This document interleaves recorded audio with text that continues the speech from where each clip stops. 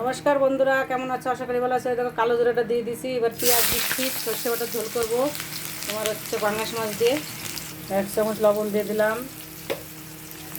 1 চামচ হলুদ।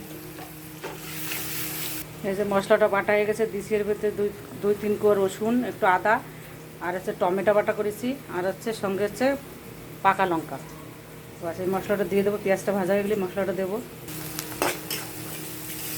এই যে পেঁয়াজটা ভাজা হয়ে গেছে, মশলাটা দিয়ে দিচ্ছি। এবার মশলাটা ভালো করে কষাবো, কষাই তারপরে জলটা দেবো, তারপরে তোমার সর্ষে বাটা দেবো। 1 চামচ কালো সর্ষে, 1 চামচ সাদা সর্ষে বেটে নেবো। একটু জল দিয়ে বাটবো। মশলাটা ভাজা হয়ে গেছে, এবার জল দিয়ে দেবো।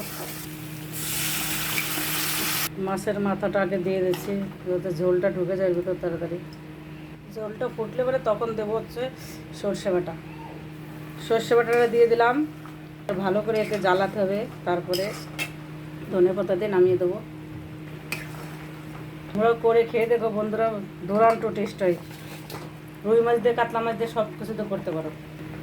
এই যে মাছগুলো দিয়ে দিলাম।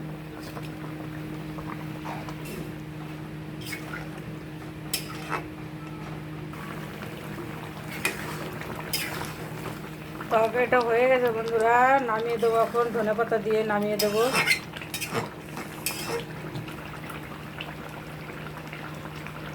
ধনের পাতাটা দিয়ে দিচ্ছি।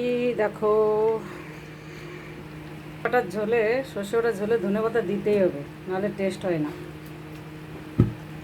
মেন হচ্ছে ধনেপাতা, টমেটো, সর্ষে। পাঙ্গাস মাছ দিয়ে এক মাছের ঝোল করতে হবে আলু দিয়ে, আর নয়তো সর্ষে বাটা করতে হবে, নয়তো এই মাছ তেমন একটা খেতে ভালো লাগে না। সবজি দিয়ে একদম ভালো লাগে না সবজি দিয়ে। হয়ে গেছে তরকারিটা, নামিয়ে দিচ্ছি। আর এই যে সে ঝিঙেটা করেছি, চিংড়ি মাছ দিয়ে ঝিঙে, শুধু টমেটো আর হচ্ছে তোমার লঙ্কা বাটা, আর লাস্টে একটু জিরে ধনেপাতা দিয়েছি। ঝিঙেটা দেখাতে পারিনি। এই দেখো কি সুন্দর লাগছে, দেখতে গরম ভাতের সঙ্গে ভালো লাগে দেখতে।